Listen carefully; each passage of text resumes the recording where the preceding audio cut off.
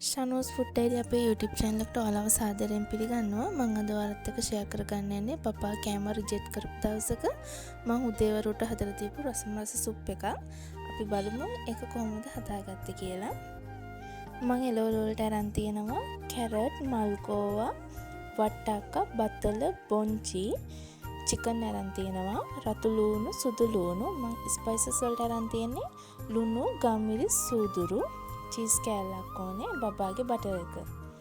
මම අද හදන්නේ රයිස් කුකර් එකේ. මම ඉස්සෙල්ලාම බටර් තේ හැන්දක් විතර දාගන්නවා. ඒක මෙල්ට් වෙන්න ඇරලා මම රතු ලූණු සුදු ලූණු ටික එකතු කරගන්නවා. ඒ ටික චුට්ටක් ටෙම්පරා දුන්නාට පස්සේ මම චිකන් ටික එකතු කරගන්නවා.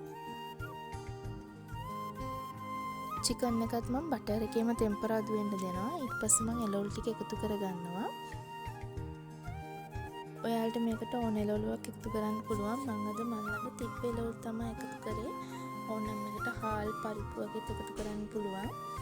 මම එළවලු ටිකත් බටර් එකේ විනාඩියක් විතර ටෙම්පරා දෙන්න තියලා ස්පයිසස් ටික එකතු කරගන්නවා.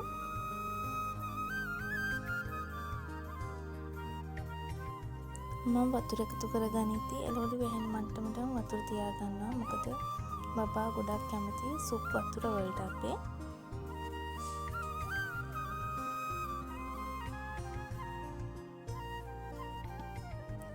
මේ විනාඩි 5ක් විතර ගියාට පස්සේ එළවලු ටික තරමකට තැම්බිලා තියෙනවා. නමුත් එළවලු තැම්බිලා තියෙන ප්‍රමාණය මදි.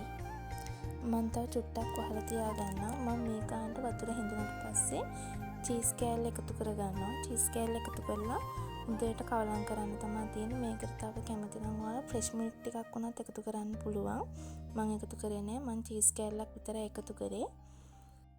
ඉතින් ඔයාලත් මේක බබාලට හදලා දෙන්න. බබාලා කෑම කන්න හොර දවසට වගේම අසනීප දවසට හදලා දෙන්න පුළුවන්. බබා මේක ආසාවෙන් බොනවා අපේ බබාත්. ඉතින් ඔයාලත් මේක හදලා දීලා ඔයාලගේ බබාලත් කැමති වුණාද කියලා මටත් කියන්න.